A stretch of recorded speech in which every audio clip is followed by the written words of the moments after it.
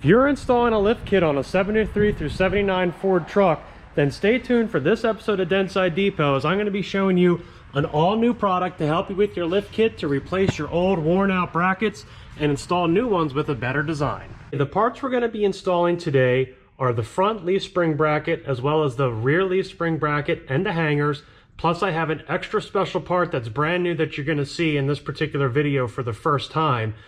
So let's open up the box from Vintage Truck and 4x4 and let's take a look at what these look like brand new as we install them on our crew cab project. Okay, and this is the project that we're working on. It's a 79 F250 crew cab project that we're now ready to install the front suspension. And here are the parts that we're going to be replacing with brand new parts from Vintage Truck and 4x4. And I'm going to put all the links in the description down below for all of these parts. Now, although we're installing parts for a Lowboy specifically, these same parts are available for a Lowboy and a Highboy, as well as a lift kit bracket as well, which I will talk about here during the video. Okay, so the parts that we're replacing on our truck, this came off of the crew cab truck here, is the front leaf spring hanger bracket and the rear, I guess you would call that the pivot bracket for the hanger pieces. So here's the issue with these particular parts. They were never really designed to last for 50 years. They reach a point where they're just no longer serviceable at this point. I'm gonna show you what happens to them over time, and you can see this one right here. It is bent, okay, and the metal is all obviously rusty and worn out. And the Ford design was actually not really the best, and I'm gonna show you how that was fixed with the Vintage Truck 4x4 parts that we're gonna put on. But you can see here the rear pivot section, bushing is all worn out and they can be a pain to get out. And then of course the bracket itself is all rusty and corroded, etc. And then for our front spring hangers, they are attached with these particular bolts that actually push into the frame. And you can see how worn out and nasty this one is. You can see here we have another crew cab truck that I have not touched yet as of this point. And take a look at the left front bracket right here on this particular truck. It is broken. So when you're talking about these brackets, they were never designed to last 50 years, and any single bracket could be susceptible to a break like this one. So now let's take a look at the Vintage Truck and 4x4 brackets and how they are superior to the factory ones. Okay, and here are the front brackets, and you can see what you get in the kit. You get all brand new grade 8 hardware that you need to install it. You also get the actual bolts for the springs, which can be a pain to get the right size. And most importantly, you get the brand new ultra beefy bracket that is way, way, way stronger than the factory one. So let's compare them here. We saw on the other truck, we had a break right here in this section, okay? The new bracket is double thickness in that section. So instead of just being a single piece of metal going across, this one is double. So we have double strength in that section and it is MIG welded together. Also see underneath, the factory bracket just has a little bit of overlap going to the bottom.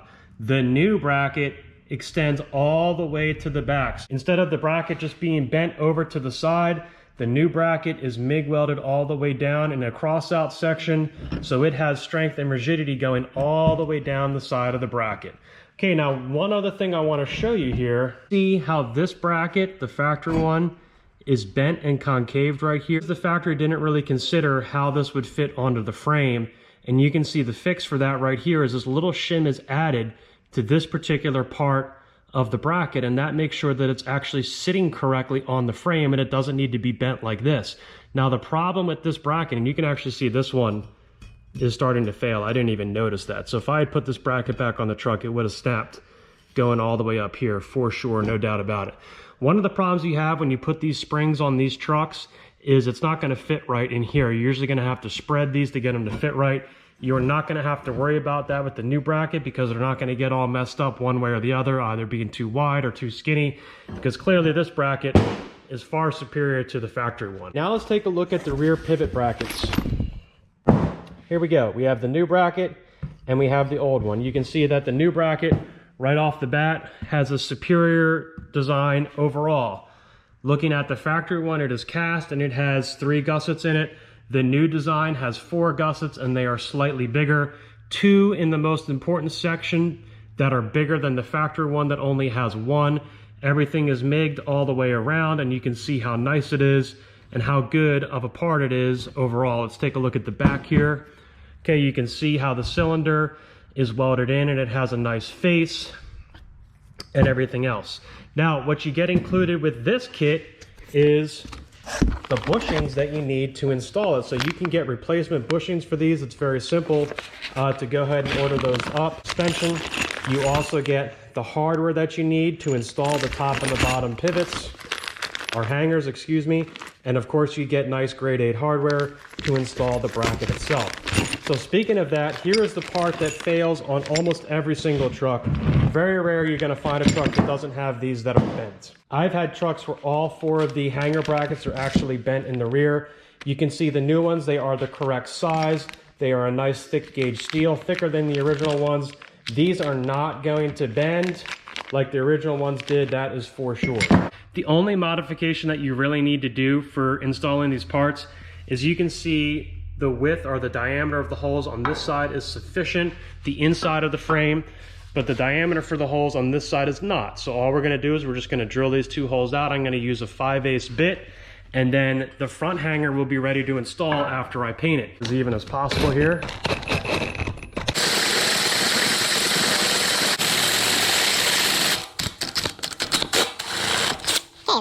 So we have that hole drilled out. I would recommend that you go and get yourself a nice high quality metal bit.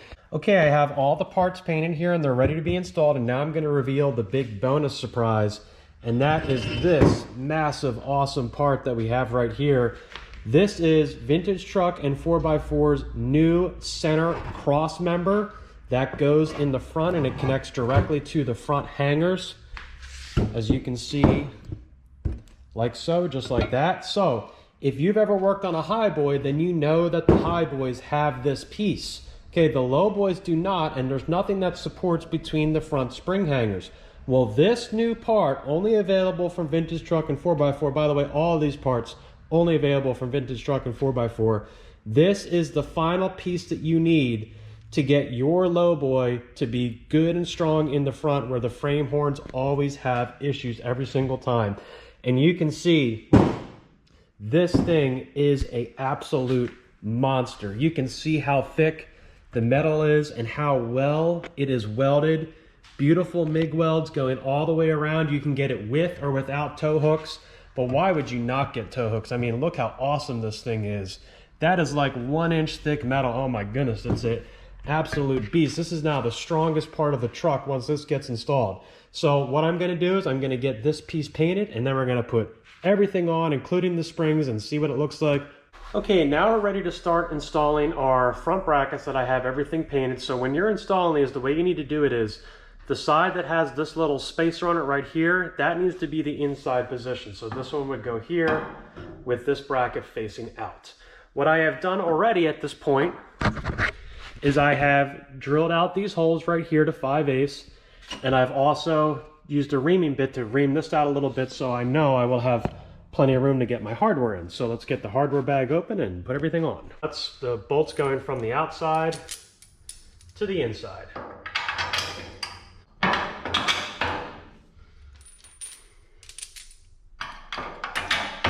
Okay, now there is a separate package of bolts for the ones that go up through the bottom. So you're going to take this one, and it's going to install up through the bottom right here, just like that. One thing I'm not going to do at this point is I'm not going to tighten these bolts down right here, or really any of the bolts, because I want to get my center section in first. So let me get that side on, then we'll do the center section piece. Okay, now we're ready to install our big beefy center section. We're going to see if we have enough room to slip it in. Now, something that you may need to do, because frames are often tweaked, is you might have to put a bottle jack in between with a piece of wood and just separate it a little bit. Let's see if we have enough room for this one. It's a very, very snug fit.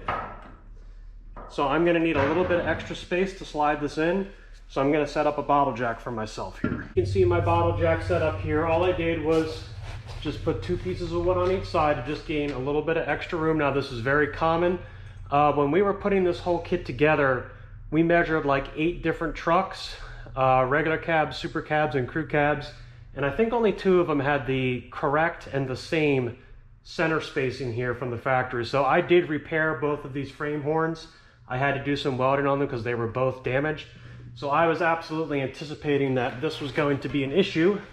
So no big deal, it should slip in now pretty easily, and it looks like I need a little bit more.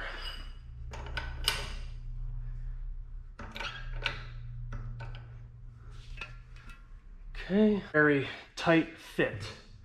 The other nice thing about this kit is once you put everything in, you know that your factory spacing or your spacing is going to be set to the correct factory spec rather than just a guess. Once everything is tightened down, you know you're going to be back to where it needs to be and all good. And that's something that I could tell you from experience is not easy to figure out. Okay, so I'm going to relieve the pressure now. That bolt's not all the way in. Now that is in, and still I have everything loose. I don't have anything tight yet. Now looking at my frame here, you can see it's off by a little bit. So what I'm going to do, and again, it's not the bracket, because the bracket is engineered to be perfect. So the bracket shows you if your frame has an issue or not. So I'm just taking my dowel here and I'm seeing how much extra space I can get it to move and bring it into position. Okay, so you can see still off by a little bit. So at this point you're going to have to make a decision. Is it close enough that you can ram a bolt in there and it'll be lined up, or do you want to use a little bit of a burring tool and make the correction? What I'm going to do personally is I'm going to tighten this bottom bolt first, and you can see my deformed frame in here. It's sticking up like it shouldn't be, okay, because I had to weld and repair this horn. I'm going to tighten this one, and I'm going to see if that helps with my alignment a little bit. So let me work on that and then I'll bring you back. Okay, so I have now tightened down the passenger side, and you can see how nicely it fits in. I started by having everything in kind of snug, and then I tightened this one, and then I got these down, and then I did the outside ones, and you can see that it has brought my frame back into where it should be, because before it was still cocked in a little bit more, but the bracket itself helps you to auto correct any frame issues that you have. Now, because my frame was off by so much, well, not so much, but enough that it was noticeable, I had to deburr about 1/8 of an inch here and 1/8 of an inch here on these holes so I could get the hardware in. And then once the hardware was in and I tightened everything down, it shifted it back up into place and it was good. Now here's another thing I want you to take note of. This bolt right here should be able to go in and out of your bracket perfectly. So make sure you have that sitting in there before you tighten everything down, and there's no faking that. The alignment's either good or it's not. And you can see when we tighten this spring up, it's going to bring the bottom portion of the bracket in, and you can feel good that this frame horn is perfectly straight and your bumper is actually going to bolt in right, which is really good. Okay, now that our bracket is all installed and our frame is back to being nice and square and straight for the first time in a very, very long time, because this frame was not in good shape.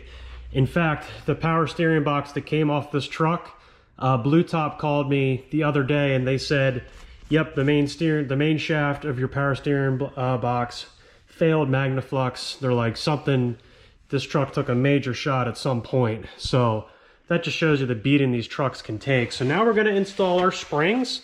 And I like to start with the forward position first, because there's no adjustment. That just goes in and that's where it is. It can't swing back and forth like the rear ones can to help you get the bolts in. So we're going to go ahead and get this side in. And I can tell you, if you're using old hardware and old everything else, you're really going to regret it, because taking these things apart, the original ones, if they've been sitting for a really long time, I mean, it can take 20-30 minutes just to get one bolt out. And then there's no guarantee that the spring is going to fit nicely into the bracket either. Okay. Oops. And I am doing 4-inch lift springs. You can either do, if you're doing a lift, you can either do the 4-inch lift spring with these brackets that we used on this particular one, or you can use the 4-inch lift brackets and just use the factory springs if that's what you want to do. It's really your option there. If you're already spending the money on one thing or the other, you know, you just make the decision on what makes the most sense for you. Okay, so now our springs are on and the front portion is done except for tightening the leaf spring bolts the rest of the way. So one thing I want to point out here as we put the rest of this together, for me, a part of doing this is I like to enjoy it. And I can tell you, when you're using old junky parts, it really makes life miserable. And that really defeats the whole purpose, because part of the fun of these trucks is putting them together. So that's why I really just love these particular parts, because they're so nice. And instead of spending all day to do something like taking one single bolt out like a factory setup can, you're actually enjoying your time putting it together, and you can be proud of the results that you have when you're done.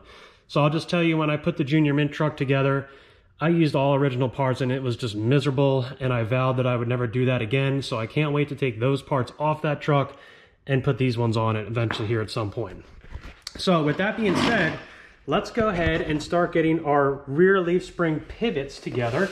Now I've already gone ahead and drilled these out to a 7/16 bolt, because this is going to also be a hardware upgrade, and we can go ahead and install these pivots. Now the nice thing about this kit is you are also going to get the bushings with the kit and everything that you need to put it together. So you're not sitting there wasting your life and wasting your time fixing old junky rotten parts, replacing hardware and everything else. You're going right into installing nice new stuff rather than using old junk.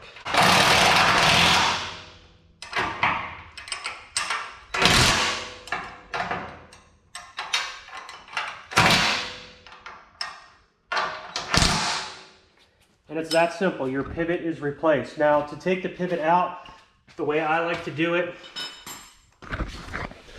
is I personally prefer to take a whiz wheel and just cut the head of the rivet off and then just pop it out with an air gun. I have found that to be the easiest and most successful way to do it. So now we're ready to install our bushings here. These are going to be the correct bushings for this application, so it's very simple. Just get some grease on there. It comes with silicone grease in the kit. You can see how easy that is. Think about it, if you're using the factory part, that bushing has been in there for 50 years. And to get that bushing out, you're sitting there with an air hammer and a chisel and punching it out piece by piece like an archaeologist trying to get T-Rex out of the ground. It is just a miserable experience. You spend all day to do what just took me 2 seconds. Okay, and I'm done. That's it. Now I have to put the collar in, just get some grease on it, and then I'm just going to kick it in with a dead blow hammer. Even if I need to. I don't think I need to. Oh. Tap it in a little bit the rest of the way. There we go. That's done. Okay, so if you're talking about a factory replacement, you're probably looking at 30 minutes to an hour of work on each side to do what I just did there in literally 30 seconds. So now I'm ready to install the hangers, or the hanger on this side. So again, good luck going to Home Depot and getting all the right parts on the first try. And by the way, Home Depot charges like $7 for one of these bolts now. Of course, you can order them from Amazon, and then you're going to be waiting or everything else. No, none of that hassle with this kit. You have the part that you know is exactly right. You have the correct locking nuts and everything else to get this job done. So why wouldn't you? It just makes sense. I like to get grease on these bolts, just knowing how much of a pain they can be to take the factory ones out. I don't even want to take any chances. And I already know everything's going to fit. Just like that. The other side. Get the washer on, just leave it on loose.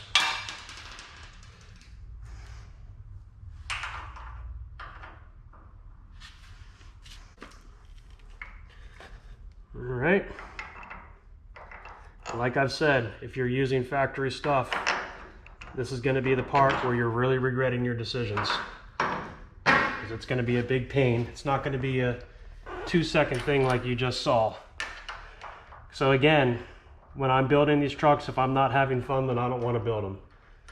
Okay, and I can tell you all of that was very enjoyable to put that together and then see the final result of all nice shiny gold grade 8 hardware on brand new brackets and everything put together on the first try, no trips to Home Depot and everything else. I'm gonna get the other side together and get everything tightened down, and we're gonna look at the final result. Okay, and that wraps up another successful install of vintage truck and 4x4 entire front suspension bracket kit. And what a great afternoon. I started on this around 2 o'clock. It's 4:30 right now, and I am done. That is start to finish. Of course, the parts were already painted, but the great thing is it was an enjoyable process of putting everything together.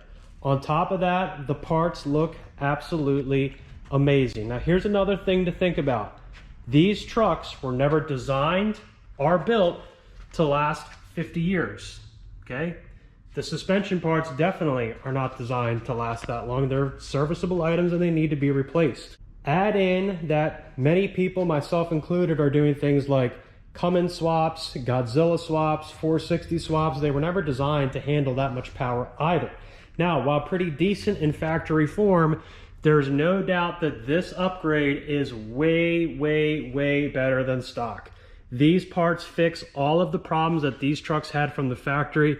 In particular, these frame horns were never strong enough from the factory. All that held them together was the bumper. Well, now you have second and third tier supports added to it. You have tow hooks if you want them. I'm sure the percentage increase in strength on the front end is well over 100%. And like I said before, if you're not enjoying putting your truck together, you're using old junky parts, then what's the point of even building it? Because no one wants to have a headache. Well, with all these parts, that goes away. The truck looks great when you're done. And of course, American made, American steel, built by Americans and sold right here in the great country of the USA. So thank you, Vintage Truck and 4x4, for being the only company that offers these parts for Lowboys. Now, if you have a Highboy, this is also offered for the Highboy trucks. If you want drop shackles to do your lift through the Shackles, that is offered as well. I'm going to put all those links in the description down below, so you can just go ahead and click on them. You can order from their website. You can order from eBay or anywhere else where they may be available. Definitely the parts that you want for your 73 through 79 Ford truck. I hope you enjoyed this episode of Dentside Depot installing these really great American-made parts. Remember to like and subscribe and keep restoring those classic trucks.